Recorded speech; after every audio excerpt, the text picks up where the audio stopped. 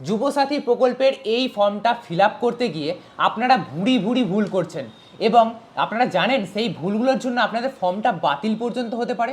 না জেনেই কিন্তু আপনারা ভুল কাজগুলো করছেন। এবারে যারা এখনও ফর্ম ফিল আপ করেননি তারা তো এই ভিডিওটা থেকে বুঝে নেবেন যে কোন কোন জায়গাগুলোতে মেনলি মানুষ ভুল করছে, তারপরে সেগুলো আপনারা ঠিক করে ফর্মটা জমা দিতে পারবেন। তো আপনাদের কাছে একটা সুবিধা রয়েছে।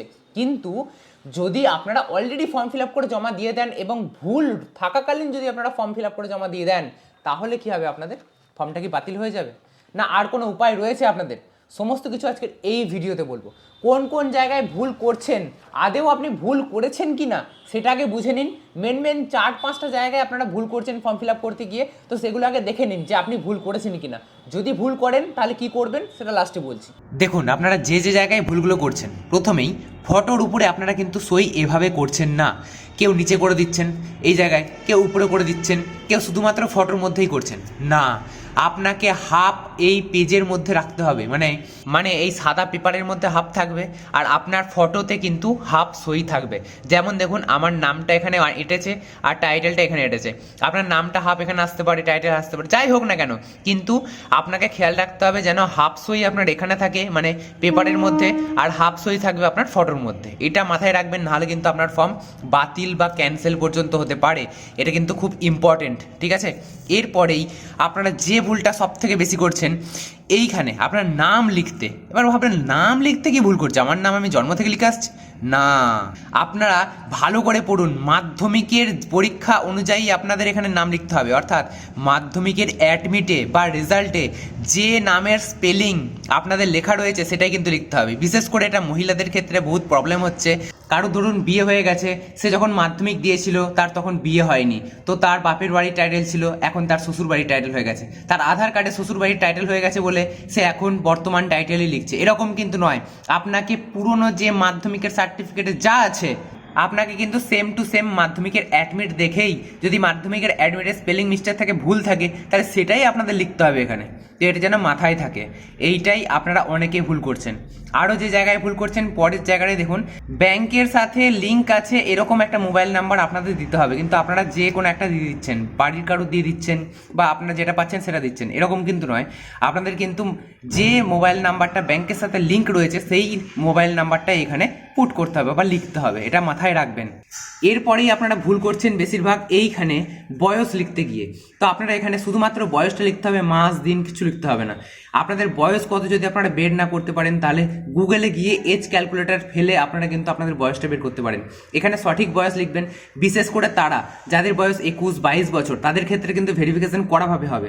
আবার যাদের 39-40 বছর বয়স, তাদের ক্ষেত্রে কিন্তু ভেরিফিকেশন কড়াভাবে হবে। তো সেক্ষেত্রে আপনারা সঠিক বয়সটা এখানে ঠিকঠাক না লিখলে আপনাদের কিন্তু ফর্মটা ক্যান্সেল হয়ে যাবে। কারণ 40-এর উপরে হলে আর আপনারা এই ভাতা পাবেন না, 21-এর নিচে হলে আর আপনারা এই ভাতা পাবেন না। তো সেই সমস্ত ব্যাপারগুলো খেয়াল রাখবেন, তারপরে দেখে কিন্তু এই জায়গাটা আপনারা ফিল আপ করবেন 1/4/2026 অনুযায়ী। আজকের ডেট থেকে নয়, মানে এপ্রিল থেকে ধরছে, এপ্রিল পর্যন্ত যদি আপনাদের বয়স 21 হয়ে যায়, তাহলে আপনারা এখানে এই ভাতার যোগ্য হবেন। সেটা কিন্তু আপনারা মাথায় রাখবেন। এটা দেখে তারপরে এখানটা ফিল আপ করবেন যে 1/4/2026 অনুযায়ী আপনাদের বয়স কত হচ্ছে। এটা এজ ক্যালকুলেটার, যে কোনো এজ ক্যালকুলেটার আপনারা পেয়ে যাবেন। এরপরে এই ভুলটা আপনারা অনেকেই করছেন, এই ভুলটা অতটা গুরুত্বপূর্ণ নয়, তবুও আপনারা করছেন। দেখুন, এখানে যদি আপনারা SC ST OBC হন, যদি আপনাদের কাছে কাস্ট সার্টিফিকেট থাকে, তবেই আপনারা এখানে টিক দেবেন, না হলে দেবেন না। কাস্ট সার্টিফিকেট না থাকলে আপনি কিন্তু জেনারেলি হলেন। তো সেই ক্ষেত্রে আপনারা এখানে কিচ্ছু টিক দেবেন না। যেমন আমি ফাঁকা রেখেছি, এই ঘর ওই ঘর সব ফাঁকা রেখে দেবেন।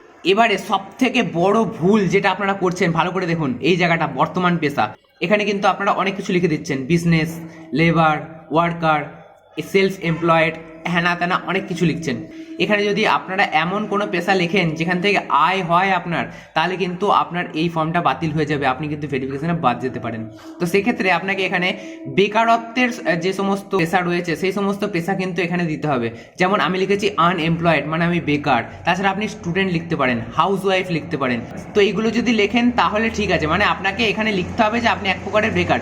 যদি আপনি কাজ করেন, টাকা ইনকাম করেন, তাহলে যদি আপনি এখানে লেখেন সেই পেশাটা, তাহলে আপনি কিসের বেকার? কেন আপনি বেকার ভাতার জন্য ফর্ম ফিল আপ করছেন, তাই না? তো সেই ক্ষেত্রে আপনাকে কিন্তু এটা ভালো করে ঠিকঠাকভাবে আনএমপ্লয়েড লিখবেন। আপনাদের আমি প্রথম থেকেই ফর্ম ফিল আপ করা যখন থেকে শেখাচ্ছি তখন থেকেই বলছি এখানে আনএমপ্লয়েড লিখবেন, নাহলে কিন্তু আপনাদের ফর্ম বাতিল বা ক্যান্সেল হতে পারে। কারোর কারোর মাধ্যমিকের রোল আর নাম্বার একই, বিশেষ করে যারা ইংলিশ মিডিয়াম থেকে পড়েছে, তো সেক্ষেত্রে আপনারা রোল নাম্বার দুটোই এই একই ঘরে লিখতে পারেন, ঠিক আছে, কোনো অসুবিধা হবে না। যদি একটা ঘরে না ধরে তখন আপনারা সংখ্যার ঘরে নেক্সট স্টেপে যেতে পারেন। হচ্ছে তারপরেই ঠিক এই জায়গাটায় বলা হচ্ছে যে আপনি কোনো সরকারি সাহায্য পান কিনা, অর্থাৎ সরকারি কোনো ভাতা পান কিনা, শিক্ষাগত ভাতা ছাড়া যদি আপনি সরকারি কোনো ভাতা পান, এখানে যদি আপনি হ্যাঁ করে দেন তাহলে কিন্তু আপনাদের ফর্মটা রিজেক্ট হয়ে যাবে।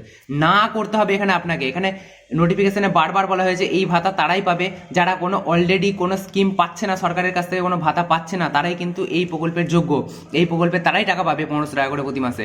তো সেক্ষেত্রে আপনাকে এখানে নোতে টিক দিতে হবে যে আমি কোনো ভাতা পাই না। তো যদি আপনি এটা না করেন তাহলে কিন্তু আপনার এই ফর্মটা ক্যান্সেল হয়ে যাবে। তাহলে আপনারা অনেকেই প্রশ্ন করবেন আমি কৃষক বন্ধু পাই, তাহলে কি আমি এখানে কি করব? আপনি এখানে হ্যাঁ করবেন, নিচে লিখবেন কৃষক বন্ধু। কেন বলছি? কারণ সরকার আপনাকে অলরেডি ট্র্যাক করে নেবে। যদি আপনার আধার কার্ডের নাম্বার মারে তাহলে সরকারের কাছে সব ডিটেলস রয়েছে, আপনি লক্ষ্মীর ভান্ডার পান, কৃষক বন্ধু পান, কি পান না পান সব সরকার দেখেই নেবে। তো সেক্ষেত্রে আপনি লোকাবেন না, এখানে নিচেই দেখুন সবকিছু ডিক্লারেশন আপনি বলেই দিচ্ছেন যে আমি কত ভাতার সাহায্য পাচ্ছি না, আমার কোনো কর্মসংস্থান নেই, অবিলম্বে কর্তৃপক্ষকে জানাবো, হ্যাঁ না তা না অনেক কিছু রয়েছে ডিক্লারেশনে। তো ডিক্লারেশনে বলাই রয়েছে যে আপনার বিরুদ্ধে কিন্তু আইনানুগ ব্যবস্থা নেওয়া হবে যদি আপনি ভুল ইনফরমেশন দেন। তো সেক্ষেত্রে ভুল ইনফরমেশন দেবে না, কৃষক বন্ধু পেলে আপনি এখানে হ্যাঁ দেবেন, নিচে কৃষক বন্ধু লিখবেন। যদি পরবর্তীকালে কৃষক বন্ধু প্রকল্প নিয়ে রিল্যাক্সেশন আসে, অর্থাৎ যদি সরকার চালু করে যে কৃষক বন্ধু পেলেও আপনারা এই ভাতার যোগ্য, কারণ এরকমটা হওয়ার সম্ভাবনা রয়েছে, যদি করে তাহলে অসুবিধা কিছুই হবে না। এখানে আপনি কৃষক বন্ধু পেলে আপনি ভাতাটা পাবেন, অসুবিধা কিছু নেই। এখানে হ্যাঁ যেটা আপনি পান সেটা লিখবেন, যদি না পান তাহলে না লিখবেন। ভুল ইনফরমেশন কিন্তু আপনারা দেবেন না, এর জন্য আপনাদের বিরুদ্ধে আইন অনুযায়ী ব্যবস্থা নেওয়া হতে পারে, ঠিক আছে। এরপরে এইগুলো আপনারা সব দেখে দেখে করে নেবেন, সব ঠিক আছে, এই জায়গাটা ফাঁকা রাখবেন, এগুলো অফিস থেকে করে দেবে। কিন্তু সব থেকে বড় ব্যাপার আরেকটা ভুল, যেটা এই ফর্মের মধ্যে নেই কিন্তু আপনারা যে ডকুমেন্টগুলো জমা দিচ্ছেন জেরক্স করে তার মধ্যে রয়েছে, কি সেটা? আপনাকে প্রত্যেকটা ডকুমেন্টের নিচে সেলফ অ্যাটেস্টেড অর্থাৎ নিজের সই করে দিতে হবে। এখানে আধার কার্ড যদি দেন আধার কার্ডের নিচে আপনাকে সই করে দিতে হবে, আপনার নিজের নাম লিখে দিতে হবে, তবেই কিন্তু এই ফর্মটা গ্রাহ্য হবে, নাহলে কিন্তু আপনাদের ফর্মটা বাতিল হয়ে যাবে। ওইটা কিন্তু খুব ইম্পর্টেন্ট, আপনারা কিন্তু প্রত্যেকটা ডকুমেন্টের নিচে নিচে সই করবেন, তারপরেই কিন্তু ফর্ম জমা দেবেন। এখানে যেরকম সই করতে হচ্ছে প্রত্যেকটা ডকুমেন্টের নিচে নিচে কিন্তু আপনাদের সেমভাবে সই করতে হবে। এছাড়া পুরো ফর্ম কীভাবে ফিল আপ করবেন না করবেন সেই সমস্ত গাইডলাইন দিয়ে ভিডিও তো আমি বানিয়ে দিয়েছি আপনাদের জন্য, আপনারা সেই ভিডিও দেখতে পারেন। এর মধ্যে যদি একটা জায়গাতেও আপনি ভুল করে থাকেন, যেগুলো মেজর জায়গা, যেগুলো মেন জায়গা, তো সেখানে যদি ভুল করে থাকেন তাহলে কিন্তু আপনাদের ফর্মটা বাতিল পর্যন্ত হতে পারে। যদি আপনারা এই ফটোর উপরে হাফ সই আর পেপারের উপর হাফ সই না করে থাকেন, বা সই এখানে যদি না করে থাকেন, তাহলে কিন্তু আপনাদের ফর্মটা বাতিল হতে পারে। এখানে আপনার নামটা বলা হয়েছে, মাধ্যমিকের অ্যাডমিটে যেটা রয়েছে সেটা লিখতে হবে। যদি আপনি না লেখেন, যদি আপনি আধার কার্ডের নাম অনুযায়ী লেখেন, তাহলে আপনাদের কিন্তু ফর্মটা পুরোটাই বাতিল হওয়ার সম্ভাবনা রয়েছে। যদি আপনি বয়সটা ঠিকঠাক না দেন, যদি ভুল বয়স দেন, তাহলেও কিন্তু আপনাদের ফর্মটা বাতিল হওয়ার সম্ভাবনা রয়েছে। তাছাড়া ব্যাংকের অ্যাকাউন্টে যদি আপনারা কোনো ভুল করে থাকেন ব্যাংকের ডিটেলস লিখতে গিয়ে, তাহলে কিন্তু আপনাদের, যদি ফর্মটা স্যাংশনও হয়ে যায়, ভেরিফাইড হয়ে যায়, তাহলে কিন্তু আপনাদের টাকা ঢুকবে না। তো সেক্ষেত্রে একটা বড় প্রবলেম, এগুলো আপনাদের খেয়াল দিতে হবে। এখানে বলা হয়েছে অন্য কোনো সরকারি সাহায্য পান কি না, লক্ষ্মীর ভাণ্ডার, বিধবা ভাতা ইত্যাদি, তাহলে আপনারা এই প্রকল্পের কোনো সুবিধা পাবেন না।